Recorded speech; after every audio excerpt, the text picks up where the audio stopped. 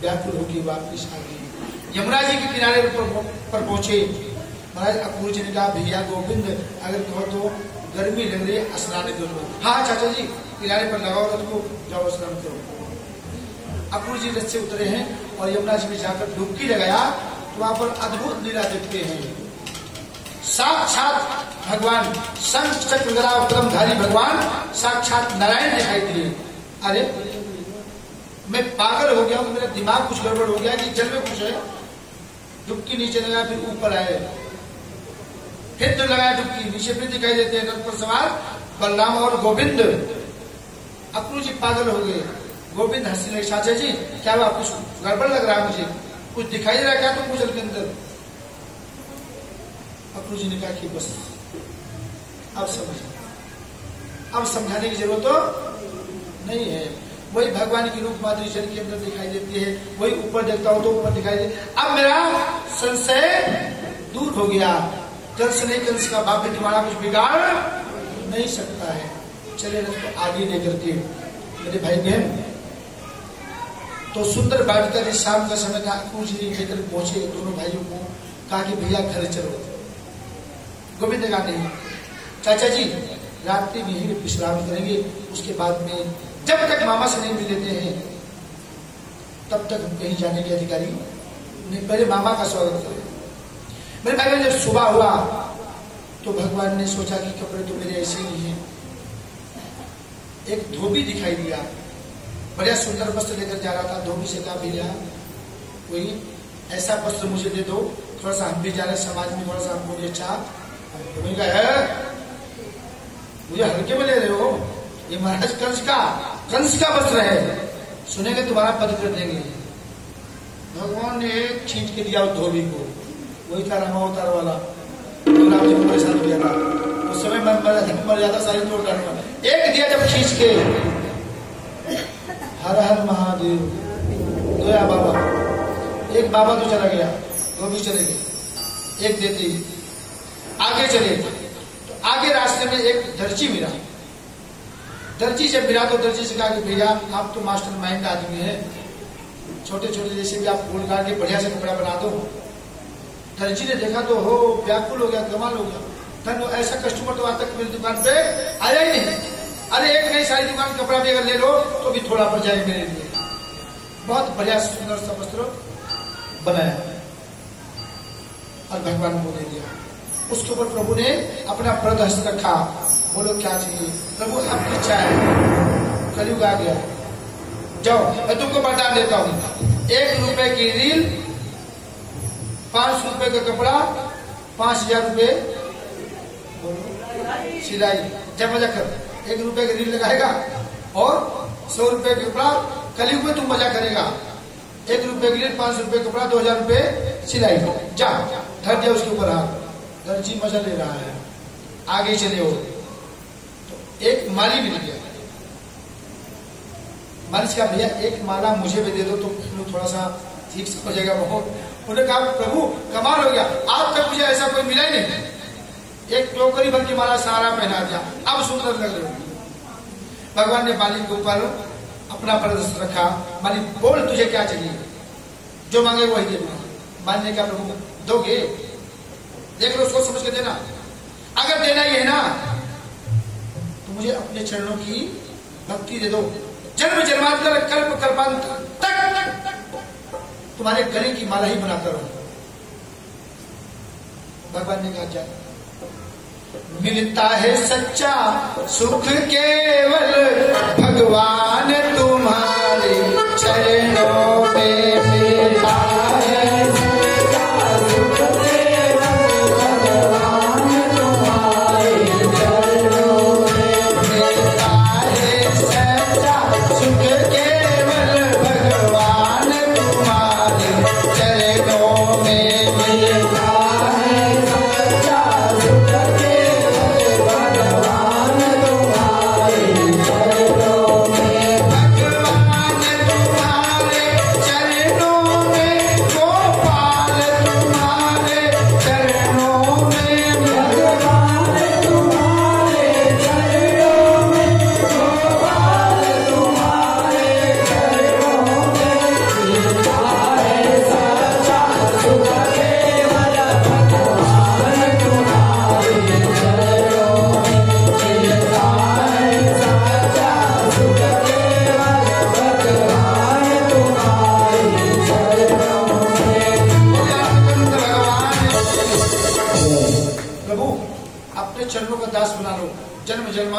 कल्पांतर तक तुम्हारे गले की माला। ये असल बात चाहिए, जो भगवान के चरण में है उसको कोई बोलो दुख दर्द सता सकता है, ऐसा नहीं। माने आज भी भगवान की गले की माला बनाता है, भगवान ने बना कर दिया। और आगे चले तो एक स्त्री मिली जो कुरूप थी, चंदन किसके महाराज कंस के लिए लेकर जा रहे थे।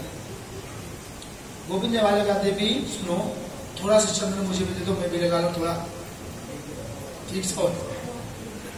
जब उसने देखा, अरे भगवान आप देख लो एक बार, इनके बन जाओगे। इन्होंने देख लिया तो बना ही लिया। एक बार जब तक आप तरीके से नहीं देखोगे तब तक बनोगे नहीं। और इन्होंने एक बार तुम ना देखो, यही देख ले तो कल्याण हो जाएगा जीवन।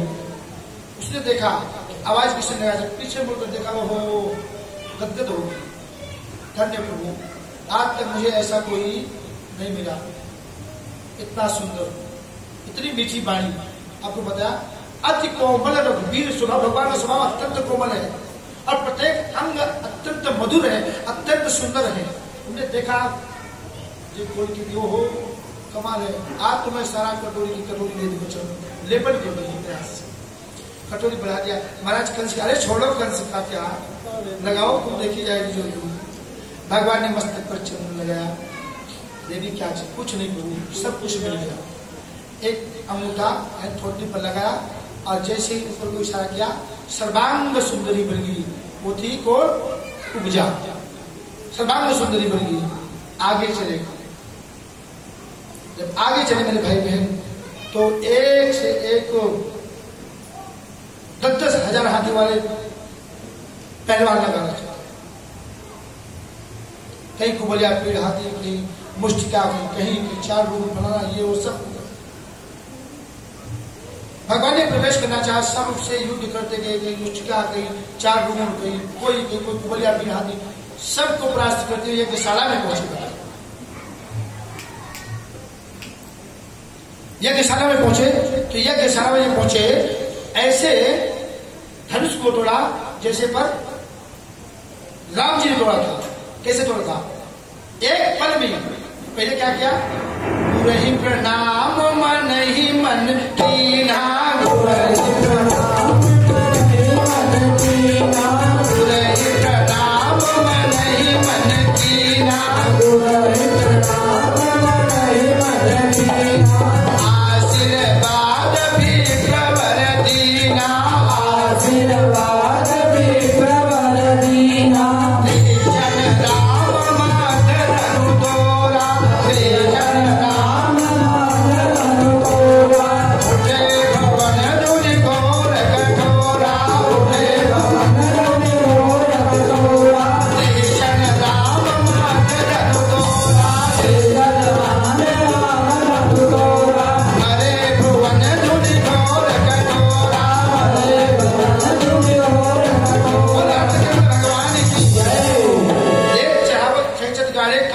देखा, देख सब ठाले, सब खड़े के खड़े रह गए, उठाया चढ़ाया और राम से तोड़ दिया। एक राम मंद तोड़ा, भरे भुवन दुर्गोल पर उड़ा, कोने से तोड़ते लोग कहते कमजोर था, पुराना था, नहीं, भगवान ने बीच से तोड़ा ताकि कोई उंगली ना उठा सके। तेजन राम मध्य डर तोड़ा, भरे भुवन दुर्गोल पर उड़ा। जैसे शिव जी का धनुष टूटा है, तिलों की कंपायमान होगी, बादल गरजने लगा, आकाशवाणी होने लगी, धन्य राम जी की जय हो, पुष्प वर्षा होने लगी। इधर वही राम जी आज पहुंचे हैं विशाला में, उठाया धनुष और दो खंड बीच से निबद्ध से तोड़ दिया और धनुष को लेकर के बढ़िया फिर हाथी को मार करके और काट लिया। मामा जी सिंहासन पर बैठे थे, ऊपर से छलांग लगाया और मामा जी के ऊपर पहुंच करके प्रहार करना आरंभ कर दिया। मामा जी का बाल पकड़ के घसीटते हुए लाए, मामा एक एक बदला करके मां को तुमने सताया है, एक एक बदला आज मैं लेकर ही रहूंगा। मामा जी का वध कर दिया, बोले आनंद कंद भगवान। मामा कंस के प्राण उड़ गए। उसके बाद में जाते हैं कहा, जहां पर माता पिता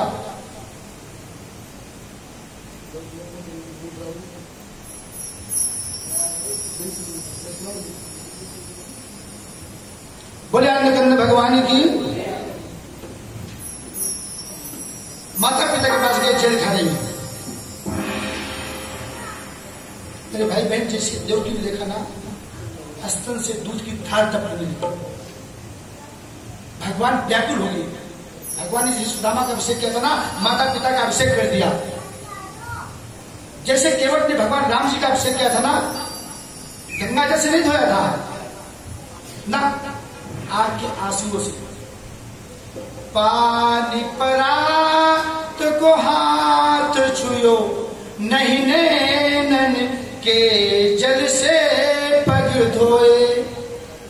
पानी परात को हाथ छुयो, नहीं नैनन के जल से पग धोए।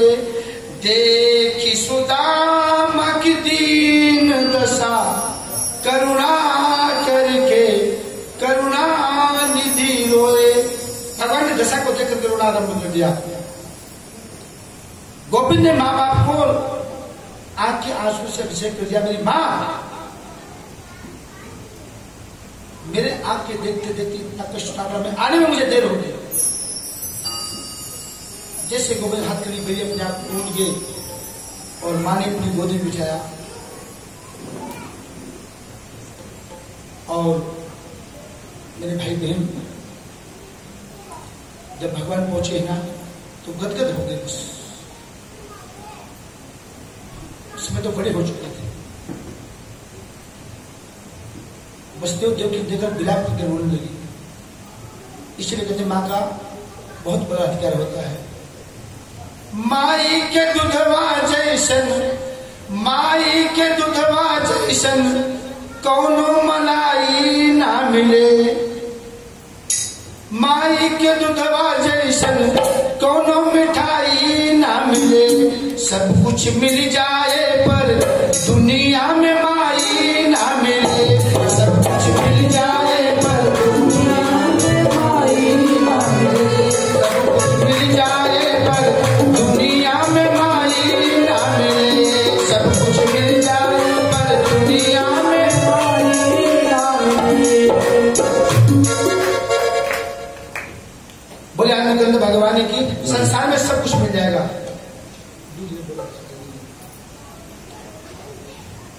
सब कुछ मिल जाएगा, लेकिन मां मिलना असंभव है। तो उस मां की सेवा से वंचित रह जाते हो। ऐसन दुनिया में के होई, बोझा पेट में लेके ढोई। ऐसन दुनिया में के होई, बोझा पेट में लेके ढोई। संकट तनिको ना घबराई, दुख जे हंस के सही जाई। न संकट में घबराती है और न दुख में, दुख को हंस के सह जाती है।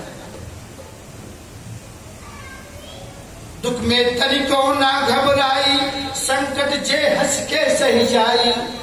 ऐसन करने वाला, ऐसन करने वाला कोई और भलाई ना मिले। सब कुछ मिल जाए पर दुनिया में माई ना मिले। सब कुछ मिल जाए पर दुनिया में माई ना मिले।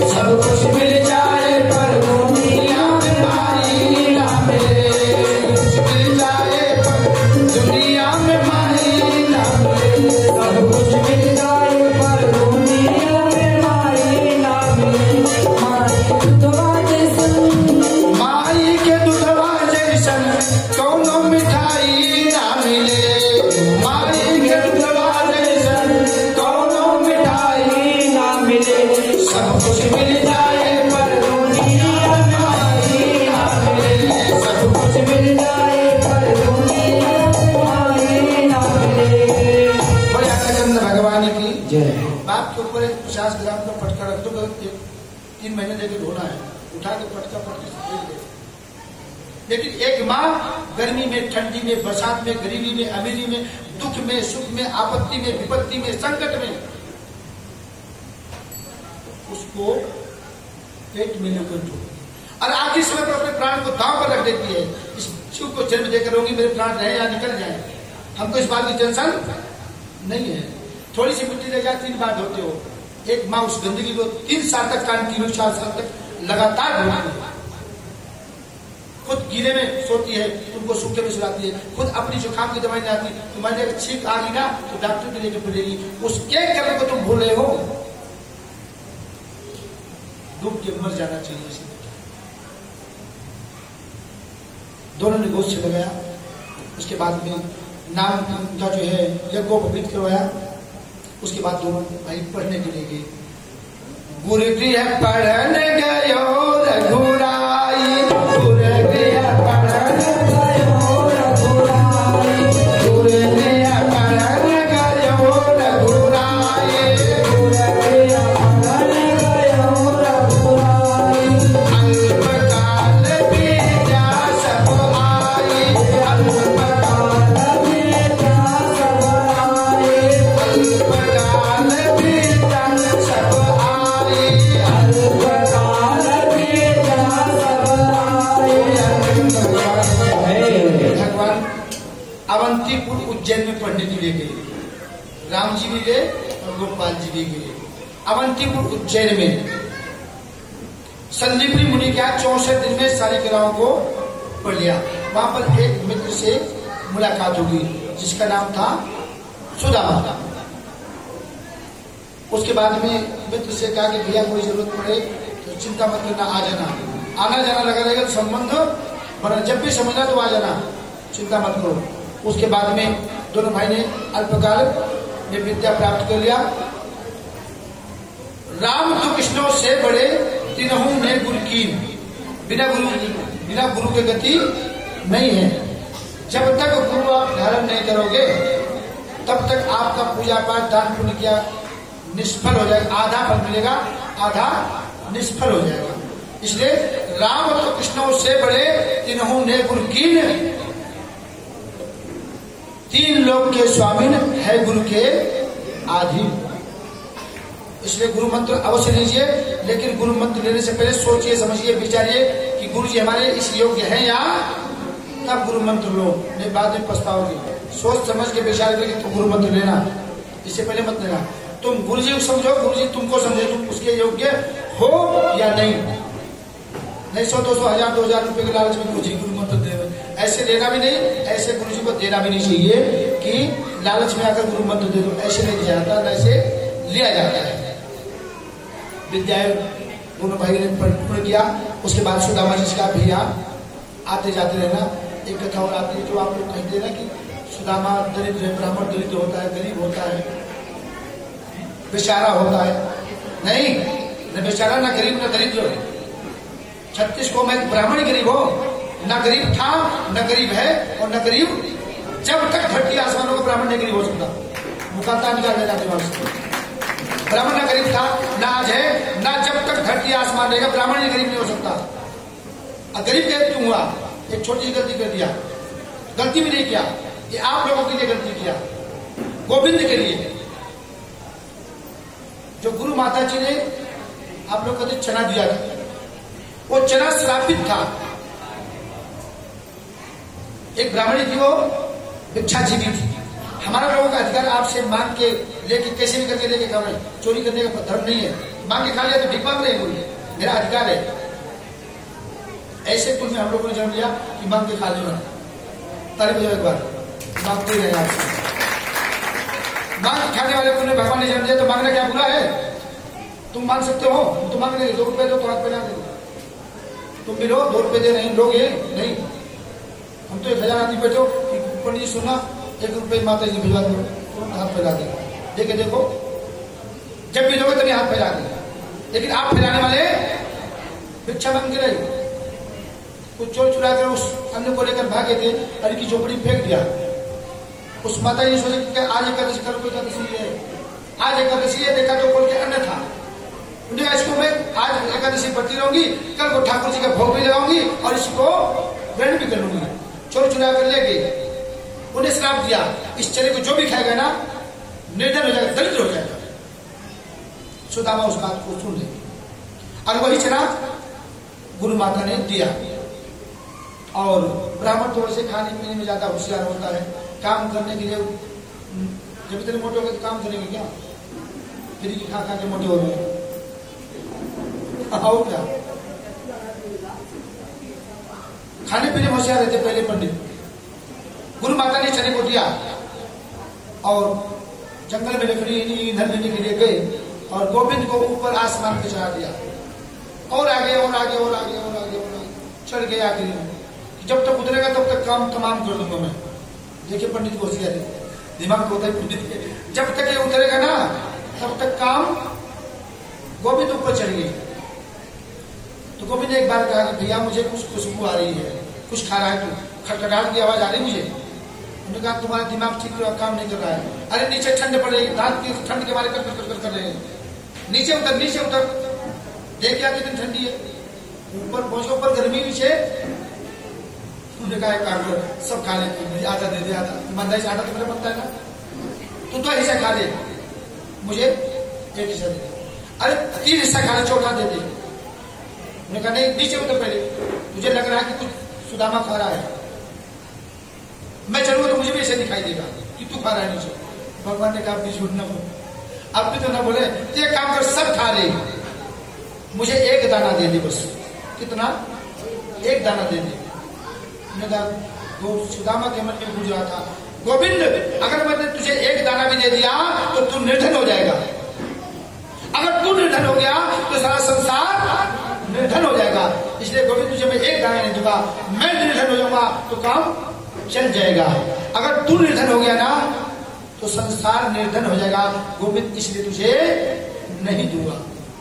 भगवान छटपटाते रहे, सुदामा अगर एक दाना, सुदामा की मन में था एक दाना दे दूंगा तो गोदाम की गोदाम भरवा देगा।